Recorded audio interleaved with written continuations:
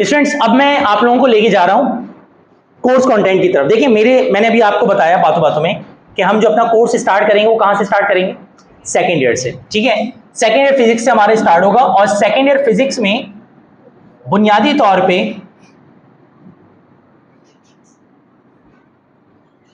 कुल मिला के कितने चैप्टर्स हैं, 10 चैप्टर्स। अब याद रखिएगा, एप्टीट्यूड फिजिक्स पढ़ते हुए चैप्टर की कोई औकात ही नहीं है। एप्टीट्यूड फिजिक्स पढ़ते हुए आपको चैप्टर की कोई वर्थ नहीं देनी, आपको टॉपिक्स की वर्थ देनी। जैसे मिसाल के तौर पे मैं अभी खड़े खड़े आपको बता दूं, आप पूरे पाकिस्तान के किसी भी यूनिवर्सिटी के टेस्ट के लिए जा रहे हैं, सेकेंड ईयर के एक टॉपिक बता रहा हूं जिसका नाम है कैपेसिटर। चलो केमिस्ट्री के भी एक टॉपिक बता दो, बेंजीन। फिजिक्स के एक टॉपिक बता रहा हूं, कौन सा, कैपेसिटर। कैपेसिटर के एमसीक्यूज अगर उसमें ना होना, मेरी गर्दन काट देना आगे। कंफर्म एक टॉपिक कहां से आता है, कैपेसिटर से आता है। तो सेकेंड ईयर फिजिक्स हम स्टार्ट तो करेंगे, लेकिन इसको हम चैप्टर वाइज नहीं पढ़ेंगे। तरीकेकार सुन लीजिएगा, मैं जिस तरह से पढ़ाऊंगा और जिस तरह से मैं आपको ट्रैक दूंगा वही कीजिएगा। जैसे आज मुझे नजर आ रहे हैं कुछ बच्चे ऐसे हैं कि जो विदाउट रजिस्टर हैं, तो जब आप प्रॉपर अंदाज में मिसाल के तौर पर स्टार्ट करते हैं तैयारी वगैरह, तो बराए मेहरबानी रजिस्टर वगैरह लेके प्रॉपर अंदाज में सीरियस वे में तैयारी स्टार्ट कीजिएगा, मजाक मत समझिएगा इस तैयारी को। अब यहां पर सेकेंड ईयर फिजिक्स में कुल मिला के टॉपिक्स की तादाद मेरे हिसाब से अराउंड 85 है। यानी सेकेंड ईयर फिजिक्स में 85 ऐसे टॉपिक्स हैं कि अगर उन 85 टॉपिक्स के बेसिक कॉन्सेप्ट्स क्या कर लिए जाएं, क्लियर कर लिए जाएं, तो आपको एप्टीट्यूड फिजिक्स में किसी भी कराची के यूनिवर्सिटी टेस्ट देते हुए प्रॉब्लम नहीं होगी। तैयारी करेंगे कैसे, मैं सबसे पहले किसी भी टॉपिक, जैसे भी मैं एक टॉपिक अभी स्टार्ट करवाऊंगा, किसी भी टॉपिक के मैं आपको बेसिक कॉन्सेप्ट्स और बुलेट पॉइंट्स क्लियर करवाऊंगा। मेडिकल वाले बच्चों को पता होना चाहिए कि उनका जब टेस्ट होगा तो उनको कैलकुलेटर अलाउड, पता है, नहीं होता। यही सबसे बड़ा मसला है, मेडिकल वाले बच्चों को कैलकुलेटर सिंपल भी अलाउ नहीं होता। और एक और बात बताऊं, जन्नती बात, मेडिकल वाले बच्चों के पास कैलकुलेटर अलाउ नहीं होता, और सबसे जो अच्छी मैथ्स होती है ना, वो होती है मेडिकल वालों की है। ठीक है, वो बेचारे अगर 2/2 है ना, तो वो भी कैलकुलेटर में करते हैं, 2/2 1, हाँ 1 ही है, 1 है, 0 नहीं है। ये मेडिकल वालों की, मैं हकीकत बता रहा हूं, मेडिकल वालों की मैथ्स इतनी अच्छी होती है। अक्सर वैसा उनको उनसे बोल दो ना 5/2 करो, वो ना कैलकुलेटर यूज कर, मेरा नाम बदल देना, वो 5/2 के लिए भी क्या कैलकुलेटर यूज करेंगे, कैलकुलेटर यूज करेंगे। तो ये मैं आपको बता दूं कि मेडिकल वाले बच्चों के लिए जब टेस्ट होता है तो कैलकुलेटर अलाउ नहीं होता। तो जो भी टॉपिक के अंदर न्यूमेरिकल्स वगैरह आएंगे तो मैं आपको बताऊंगा कि विदाउट न्यूमेरिकल्स इसको कैसे, विदाउट कैलकुलेटर सॉरी, इसे कैसे सॉल्व करना है। ठीक है, टॉपिक जब आपको कंप्लीट होगा तो मैं आपको एमसीक्यूज की कुछ शीट्स दे दूंगा। एमसीक्यूज की शीट को हर सब्जेक्ट के साथ यही होगा, एमसीक्यूज की शीट सॉल्व कीजिएगा। जब आपको पढ़ाया जाएगा ना तो कुछ पढ़ाया जाएगा, और उस एमसीक्यू शीट के अकॉर्डिंग जब आप सॉल्व करेंगे, उसमें पास पेपर के जितने यूनिवर्सिटी के एमसीक्यूज आए हुए हैं उन सब के एमसीक्यूज लिखे होंगे उसमें। जब आप उस शीट को सॉल्व करेंगे तो आपको अपनी क्या पता चल जाएगी, बोलो ना भाई, शर्म आ रही है क्या, औकात पता चल जाएगी। और आपको साथ में मुझ पर भी गुस्सा आएगा कि कितना टेस्ट टीचर है, पढ़ाता कुछ है और टेस्ट में देता कुछ है। फिर अगले दिन हम उस एमसीक्यू शीट को डिस्कस जब करेंगे तो आपको अगेन आएगी शर्म कि यार सर ने जितने भी एमसीक्यूज दिए थे उन्हीं टॉपिक में से दिए थे जो सर ने क्या कहते पढ़ाए थे, लेकिन क्योंकि रिवर्स स्विंग था और रिवर्स स्विंग जो है हम खेल नहीं पाते, तो इस वजह से बार बार क्या हो रहे थे, आउट हो रहे थे। अब आइए आज का हमारा जो टॉपिक है, पहला टॉपिक स्टार्ट करवा रहा हूं। यार टाइम अब तो हो गया मुझे पता है, लेकिन जो आपके पास मेरी तो तुम लोग की उसकी क्लास थी, रिवीजन की क्लास थी, विशाइशा ने बताया होगा मेरे ख्याल से आप लोगों को, ठीक है। और जो आपके पास कंप्यूटर की क्लास है, क्या कहते हैं, आप लोगों की जो कंप्यूटर की क्लास थी वो कमिंग वीक से होगी कंप्यूटर वाले बच्चों की। उसका रीजन ये है कि जो कंप्यूटर के टीचर हैं उनके मेरे ख्याल से रिलेटिव की डेथ हो गई है आज सुबह ही, तो इस वजह से वो आए नहीं है। तो फजूल में तुम लोगों को पट्टी खेलने का टाइम मैं देना नहीं चाह रहा। ये है कि तुम लोगों को 15 से 20 मिनट के अंदर मैं फ्री कर दूंगा, उसके बाद थोड़ा गेम खेल लीजिएगा आप लोग, और फिर उसके बाद फिर वापस अपनी नेक्स्ट क्लास में आ जाइएगा। नेक्स्ट क्लास मेरे ख्याल से इंग्लिश की है, ऐसे ही ना, तो इंग्लिश की क्लास में फिर आ जाएगा। अच्छा खैर, अब निकाल लो बेटा, रजिस्टर निकाल लो जो पढ़ने के मूड से आए। कुछ बच्चे तो मेरे ख्याल से फैशन शो में आए हुए, ऐसी बस मुंह उठा के चले आए। चलो भाई देखते हैं क्या होता है।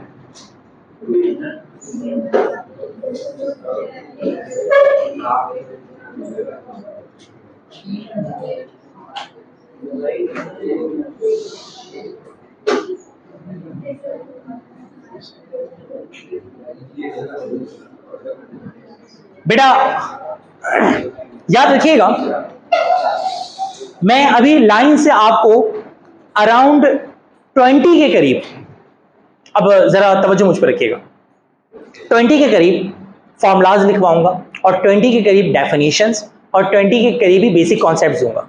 सिर्फ 20 कॉन्सेप्ट्स होंगे और उन 20 कॉन्सेप्ट्स में से कम 1 या 2 एमसीक्यूज आपके हर यूनिवर्सिटी में आता है। एक चीज याद रखिएगा कि किसी भी चीज में कोई भी अगर आपके पास कॉन्सेप्ट आता है, बेटा इधर सुनते रहिएगा जरा, कोई भी अगर बिलफर्ज क्या आता है, कॉन्सेप्ट आता है, तो उस कॉन्सेप्ट के अंदर सबसे पहली चीज होती है उसकी डेफिनेशन। कोई भी कॉन्सेप्ट अगर है, एक कॉन्सेप्ट को मैं पिक कर रहा हूं, ये भी आप लोगों को पढ़ते हुए बड़ा यूनिक लगेगा, आप कहेंगे यार ऐसे पढ़ाई होती है, ये तो कुछ अलग ही सीन चल रहा है सर का। एक होता है कॉन्सेप्ट कि यार वो चीज का कॉन्सेप्ट क्या है, उसके बाद याद रखिएगा उस कॉन्सेप्ट से रिलेटेड उसकी क्या होती है, डेफिनेशन, प्लस उसका क्या होता है, फॉर्मूला, और उसके बाद उसकी यूनिट और उसके फैक्टर्स। याद रखिए कोई भी कॉन्सेप्ट अगर मैं क्लियर, अभी मैं अराउंड 20 कॉन्सेप्ट्स दूंगा, इनमें से एमसीक्यूज बनता है हमेशा हमेशा। जब भी एमसीक्यूज बनेगा इनमें से कोई एक बनेगा। आइए कॉन्सेप्ट नंबर 1 को पिक करते हैं। कॉन्सेप्ट नंबर 1 है हमारा इलेक्ट्रिक करंट। ना रट्टा मारिएगा ना कुछ और सिर्फ पिक कीजिएगा कॉन्सेप्ट्स को। इलेक्ट्रिक करंट, अब याद रखिएगा डेफिनेशन से पहले आप फोकस कर लीजिएगा फॉर्मूले को। डेफिनेशन से पहले किसको फोकस कीजिएगा, फॉर्मूले को। जब भी दो चीजें प्लस होती है ना उसको कहते हैं सम। प्लस को क्या कहते हैं, डिवाइड को रेशो, ठीक है, डिवाइड को रेशो, मल्टीप्लाई को प्रोडक्ट, गुड है, और माइनस को डिफरेंस। याद रखिएगा माइनस को डिफरेंस, डिवाइड को रेशो, मल्टीप्लाई को प्रोडक्ट और प्लस को सम, ठीक है। डेफिनेशन से पहले फॉर्मूले को फोकस दिएगा। सबको पता होगा इलेक्ट्रिक करंट का, जल्दी से बताएं जरा फॉर्मूला क्या होता है, I is to Q upon T. अभी देखिएगा आप, ये चीजें सेकेंड ईयर में लिखवाई जाती हैं या भी आप खुद बनाएंगे नोट्स अपने।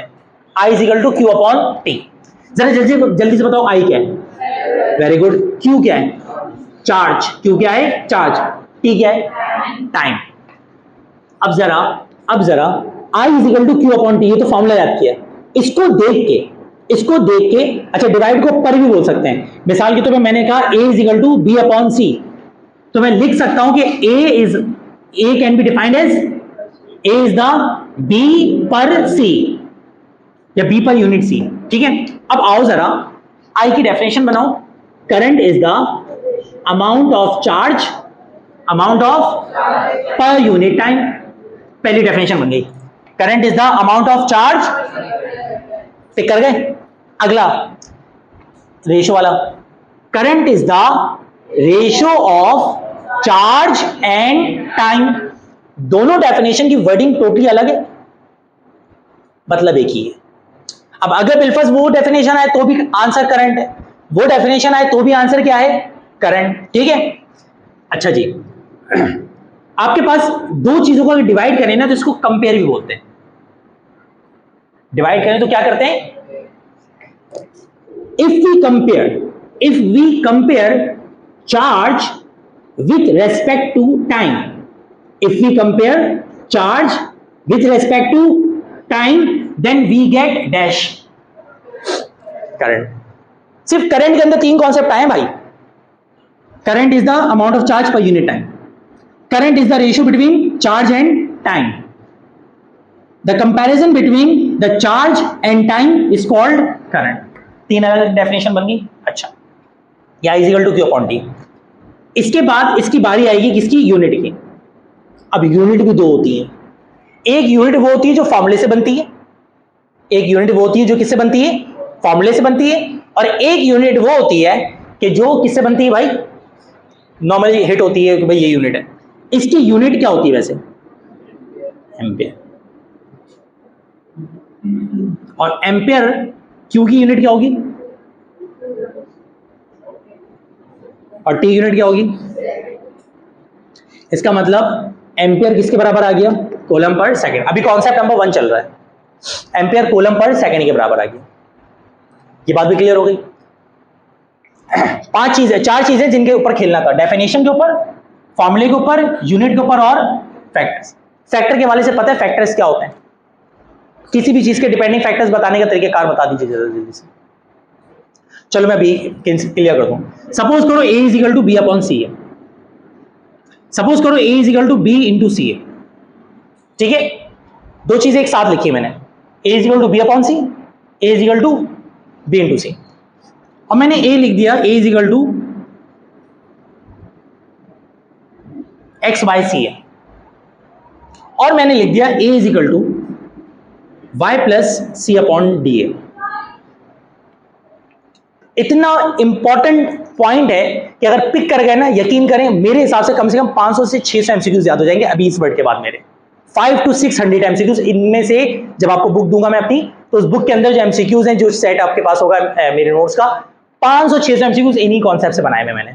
अब सुनिए, डिपेंडिंग फैक्टर याद रखिएगा, जो फॉर्मूला होता है ना भाई, जो क्या होता है वही डिपेंडिंग फैक्टर होता है। जो फॉर्मूला वही डिपेंडिंग, जितने फॉर्मूले में फैक्टर उतने depending factor. According to this formula A की डिपेंडिंग फैक्टर कितने हैं? 2। बताते जाओ जल्दी जल्दी, ए की डिपेंडिंग फैक्टर कितने हैं? According to this formula A की डिपेंडिंग फैक्टर कितने हैं? 2। According to this formula A की डिपेंडिंग फैक्टर कितने हैं? According to this formula A की डिपेंडिंग फैक्टर अगेन कितने हैं? हो गया? अच्छा, अगर ऊपर लिखा हो तो कहलाता है डायरेक्टली। डायरेक्टली का कॉन्सेप्ट ये होता है कि एक बढ़ाओगे दूसरा बढ़ जाएगा, एक कम करोगे, और इनवर्सली का मतलब होता है एक को बढ़ाओगे दूसरा कम हो जाएगा, एक को कम करोगे दूसरा बढ़ जाएगा। दो डिपेंडिंग फैक्टर, यहां पे ए बी के डायरेक्टली है और ए सी के क्या है, यानी इस कॉन्सेप्ट में अगर हम सी बढ़ाते हैं तो ए कम हो जाएगा, और अगर सी कम करते हैं तो ए बढ़ जाएगा, और यहां पर बी अगर बढ़ाते हैं तो ए भी बढ़ेगा, और बी कम करेंगे तो ए भी। ऐसे बातों बातों में एक फैक्टर लिख रहा हूं। फोर्स का फॉर्मूला होता है एम ए। जल्दी बताओ फोर्स के डिपेंडिंग फैक्टर्स कितने हैं? वेरी गुड, कितने? कौन कौन से?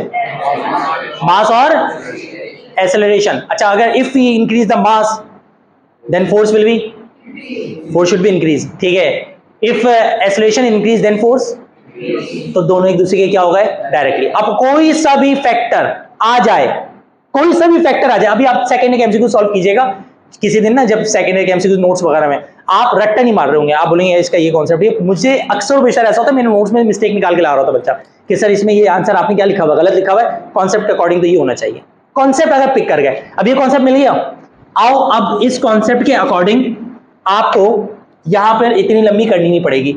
जल्दी से बताओ करंट के डिपेंडिंग फैक्टर कितने हैं? क्या बात है आपकी, कौन कौन से? अगर अमाउंट ऑफ चार्ज बढ़ेगा तो करंट क्या होगा? अमाउंट ऑफ चार्ज कम होगा, करंट क्या होगा? टाइम के क्या है? बोलो भाई, टाइम के क्या है? अगर टाइम ज्यादा तो करंट, टाइम कम तो करंट, तो दोनों एक दूसरे के इन्वर्सली हो रहे हैं। तो करंट, चार्ज और टाइम का रिलेशन भी क्लियर हो गया। कॉन्सेप्ट नंबर 1 कौन सा था? करंट। डेफिनेशन कैसे भी आ जाए clear, formula clear, unit clear, और फिर उसके बाद डिपेंडिंग फैक्टर्स भी क्लियर। ये चार चीजों के साथ गेम चलेगा भी 20 कॉन्सेप्ट्स का। ये पहला कॉन्सेप्ट है। ये क्या था? Electric current. अच्छा जी, कुछ बच्चे ना स्टार्टिंग के डेज में थोड़े से बोझल होते हैं, एप्टीट्यूड में अपनी नेचर रखिएगा। कुछ बच्चे ऐसे कि जिनको मिसाल के तौर पे नहीं है ना, तो वो मत लीजिएगा, आप बोलिएगा भाई मुझे करना ही नहीं है। देखिए, दुनिया में दो तरह के लोग होते हैं। एक वो होते हैं कि जो कामयाबी के लिए ना, कामयाबी के लिए स्ट्रगल शुरू कर देते हैं अकल के साथ शुरू से, और कुछ लोग ऐसे होते हैं कि जब तक वो धोखा ना खाए ना, मुंह के बल ना गिरे, उनको होश नहीं आता। तो दो तरह के लोग हैं। मैं आपको क्लियर एंड कट बता रहा हूं कि एडमिशन या तैयारी का सिलसिला शुरू वही बच्चे की करें हमेशा कि जो वाकई में पढ़ने को लेकर सीरियस हैं। उनको पता है कि यार मेरा वक्त आने वाला है, 4 महीने 5 महीने बाद यूनिवर्सिटी के टेस्ट का कॉन्सेप्ट काम आएंगे। तो उल्टा इसके कि आप कम क्लास का टीचर अगर 15 मिनट ज्यादा ले रहा है तो उसमें मुंह बनाएं, आपको और खुश होना चाहिए। आप कहें 15 मिनट ज्यादा नहीं तो आधे घंटे ज्यादा ले भाई, लेकिन कॉन्सेप्ट बना के जा, हमारा हमें मजबूत बना, तू हमारी बेस ऐसी स्ट्रॉन्ग कर दे कि यूनिवर्सिटी में जब जाएं तो हमें शर्मिंदगी का सामना ना करना पड़े। टेस्ट आए, टिक करें, हमें पता हो कि हमारे पूरे मार्क्स आए। तो ये याद रखिएगा, जैसी आपकी परफॉर्मेंस होगी वैसी जाहिर सी बातें टीचर वो करेंगे। अच्छा खैर, इलेक्ट्रिक करंट। अब दूसरा कॉन्सेप्ट जो है, ये सारे टॉपिक आप पढ़ भी चुके हैं, लेकिन अब देखिए जब एमसीक्यूज पढ़ ले होंगे तो क्या फर्क आएगा। रेजिस्टेंस। अच्छा जी, रेजिस्टेंस की डेफिनेशन जब हम लोग सेकेंड ईयर पढ़ाते हैं तो क्या पढ़ाते हैं? Opposition in the flow of current is called resistance. Resistance खत्म हो गया, यूनिट ही बता देते हैं, unit is ohm. Unit is ohm. आओ अब चलते हैं अल्लाह का नाम लेके रेजिस्टेंस के ऊपर। फॉर्मूला है R is equal to V upon, good है, लेकिन याद रखिएगा जरूरी नहीं है कि हर अब्बा की एक ही औलाद हो। तो हर अब्बा की एक औलाद तो नहीं होती, और भी और हो सकती है। आर का एक और फार्मूला भी होता है।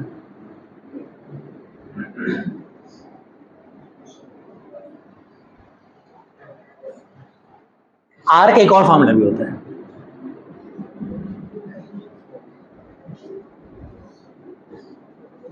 अब आप कहेंगे अब बदतमीजी हो रही है सर, स्टार्ट आपने आसान से किया था ये, लेकिन भाई ये कोई ऐसा तो नहीं है ना कि आपने सेकेंड ईयर में पढ़ा हुआ नहीं है। तीनों फार्मूलास पढ़े, जाके चेक कर लो। जो भी टीचर होगा, जो भी आपका टीचर होगा, उस टीचर ने आपको ये तीनों कॉन्सेप्ट कंफर्म पढ़ाए होंगे। ऐसा हो नहीं सकता ना पढ़ाए हो। पढ़ाएं? अच्छा, अब देखो होता क्या है, बदतमीजी क्या करते हैं, ई कैट एमटी कैट का जब टेस्ट देते हैं वो, उनको पता है opposition in the flow of current. मैंने पूछा ना, हर एला मैला कुचैला, बच्चा क्या दे देगा? आंसर दे देगा। फर्क याद रखिएगा, जब वो टेस्ट देंगे ना आपको, सामने देखें, जब वो आपको टेस्ट देंगे ना, तो वो टेस्ट आपको पास करने के लिए नहीं दे रहे। ये फर्क है। ये नॉर्मल सेकेंड का जब पेपर बनता है ना, तो सेकेंड का पेपर हमेशा 40% एवरेज बनाया जाता है कि हर बच्चा क्या हो जाए, पास हो जाए, फेल ना हो ज्यादा। और जब यूनिवर्सिटी का टेस्ट बन रहा होता है तो उनकी कोशिश होती है कि बच्चा क्या हो, वो कहते हैं माई गला ले तो पास होके दिखा। अब यही है, R is equal to V upon I, I is equal to rho L upon A, RT is equal to R naught 1 plus alpha delta T। Unit की अगर बिल्कुल बात करें तो यूनिट तो पता ही होगी आप लोगों को क्या होती है। अब क्योंकि कॉन्सेप्ट नंबर 2 चल रहा है, ये कॉन्सेप्ट नंबर 1 मैंने क्लियर किया अभी 5 मिनट पहले ही, सो भैया अब तुम उसको डिस्टर्ब मत करो, इधर देखो तुम अच्छे बच्चों की तरह। अच्छा, R is equal to V upon I, जरा डेफिनेशन बनाए। Resistance is the ratio of potential difference and current. ये डेफिनेशन कभी जिंदगी में सेकंड में नहीं पढ़ाई जाएगी। The ratio between the potential difference and current is called dash. क्या है भाई आंसर? कॉन्सेप्ट पिक कर पा रहे हैं आप? आगे चलते हैं, फिर आगे वही दो करेंगे हम कि कंपेयर भी कर सकते हैं। The comparison of potential difference and current is resistance. इसी तरह से potential difference per unit current is called resistance. कितनी डेफिनेशन बन रही है, और कोई भी कोर्स आउटलाइन से बाहर तो नहीं है, कोर्स आउटलाइन के अंदर से ही। अगर कॉन्सेप्ट क्लियर है, पिक कर लेंगे आप। आगे चलते हैं। R is equal to rho L upon A भी होता है, ये भी होता है। अब डिपेंडिंग फैक्टर्स पे आ जाओ। रेजिस्टेंस बुनियादी तौर पे दो फैक्टर पे डिपेंड कर रहा है, वोल्टेज पे और, लेकिन ये थोड़ा सा अलग टॉपिक है। तो आपको पता है इस फॉर्मूले का भी इसमें फैक्टर आ जाता है, जिसमें रेजिस्टेंस के डायमेंशन के अकॉर्डिंग कितने डिपेंडिंग फैक्टर्स होते हैं? 2। और इसी तरीके से क्या कहते हैं, जनरली तौर पे इसके जो डिपेंडिंग फैक्टर्स होते हैं वो कितने होते हैं? 4। अब आप बताएं ओम किसके इक्वल होगा? ओम किसके इक्विवेलेंट होगा? वोल्ट पर एम्पियर। वोल्ट पर एम्पियर। अब क्योंकि ये दो कॉन्सेप्ट अभी क्लियर जो किए हैं, इसके साथ में एक बड़े इंपॉर्टेंट बात क्लियर कर दूं शुरू में। एक तो डेफिनेशन ये होती है, और एक और डेफिनेशन होती है यूनिट की। अक्सर सेकेंडरी में भी आता है ये वाला पॉइंट जो मैं बता रहा हूं, और क्योंकि सेकेंडरी में भी काम आएगा ये, और टेस्ट में तो बहुत ज्यादा आता है। आपसे वो कहेंगे 1 एम्पियर क्या है? 1 एम्पियर क्या है? यहाँ पे डेफिनेशन देके बोलेंगे this is called dash. Answer में लिखा होगा 1 एम्पियर, 1 वोल्ट, 1 ओम। ये इस तरह से मंजन चल रहे होंगे। याद रखिएगा, ये जो चीज है ना, इसको डिफाइन कर दें, 1 एम्पियर बन जाएगा। ये जो चीज है इसको डिफाइन कर दें, 1 ओम बन जाएगा। एग्जाम्पल देता हूं, मिसाल ले लीजिए। मैं आपसे कहूं ampere is equal to coulomb per second. आप सबके साथ 1 1 लगा दें, 1 1 1। If 1 coulomb charge passing in 1 second, then this is called 1 ampere। बन गई डेफिनेशन। इधर आओ,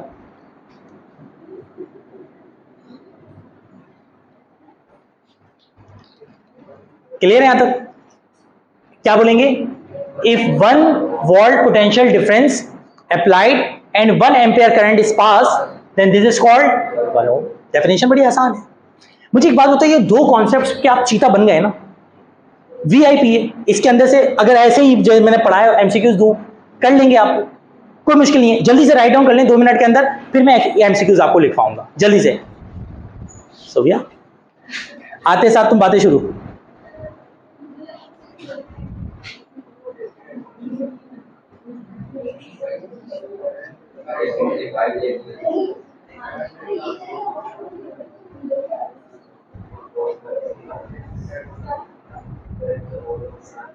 एक मिनट बेटा,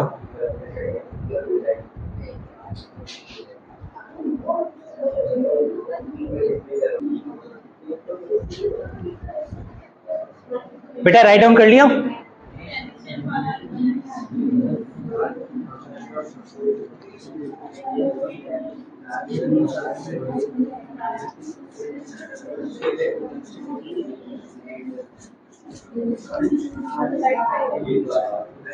अब मैं ना इसी टॉपिक के अंदर से एक एमसीक्यूज दे रहा हूं आपको, जो मेरे ख्याल से 2 मिनट के अंदर आप लोग आंसर दे देंगे। देखें, 1 ampere is equivalent to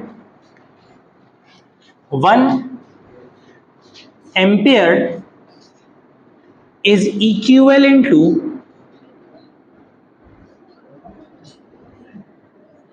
dash. Option number A,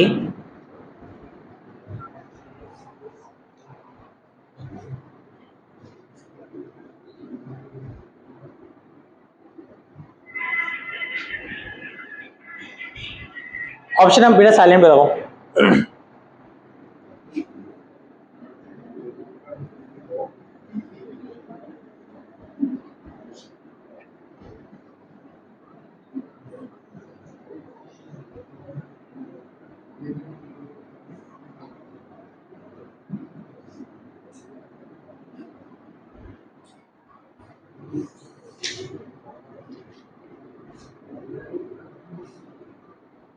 अच्छा, इससे ना आप लोगों को एक और अंदाजा भी होगा कि यार एक टॉपिक अभी हमने पढ़ा है, एक टॉपिक है जिसको अभी हमने 5 मिनट भी नहीं हुए पहले पढ़ा है, और उस टॉपिक का, और यकीन माने जब आप टेस्ट देते हैं तो ऐसे ही एमसीक्यूज आते हैं, और उसी टॉपिक का एक एमसीक्यूज हमारे सामने है और उसको भी हमें सोचना पड़ रहा है, क्योंकि होता ही है ये। अच्छा चलो एक ऑप्शन बढ़ा देता हूं आप लोग की आसानी के लिए।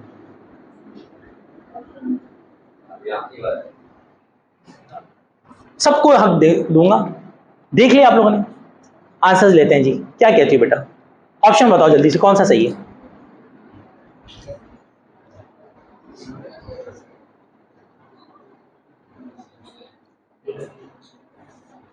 ए, एक बच्ची का आंसर आ गया ए, गुड है जी। आप बताएं जल्दी से।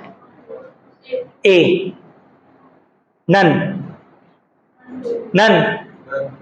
सबको नन पसंद है जी बहन।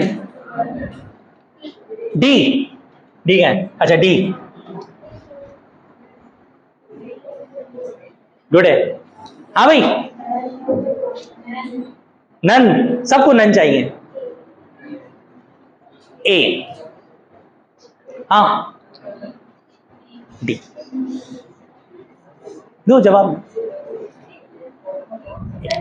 नन, ए अनुष्का ज्यादातर ए और नन बोल।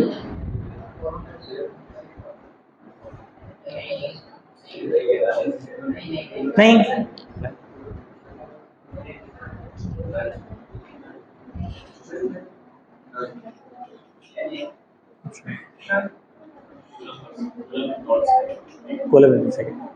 अब देखो एक टॉपिक जिसे अब यहां से आपको, ये मैंने लिखवाया इसी वजह से था जिससे आपको आइडिया हो जाए कि हम कितने बड़े 30 मार खान हैं, हम कितने बड़े, मतलब मैं अपनी बात नहीं कर रहा, आपकी बात कर रहा हूं कि हम कितने बड़े 30 मार खान हैं।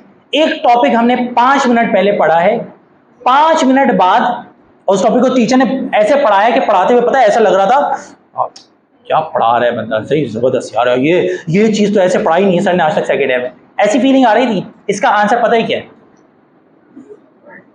आप कहेंगे सर बदतमीजी नहीं, ये आपने नहीं पढ़ा है। मैं बताता हूं मैंने पढ़ा है, अभी 2 मिनट पहले पढ़ा है मैंने। आप लोगों को ओम इज इक्वल टू, जब मैं पढ़ा रहा था तो मैंने आप लोगों को बताया था कि जो ओम है V इज इक्वल टू क्या था, I R. V is equal to क्या था, आई आर। अच्छा वोल्ट पर वो होगा ना, ओम होगा।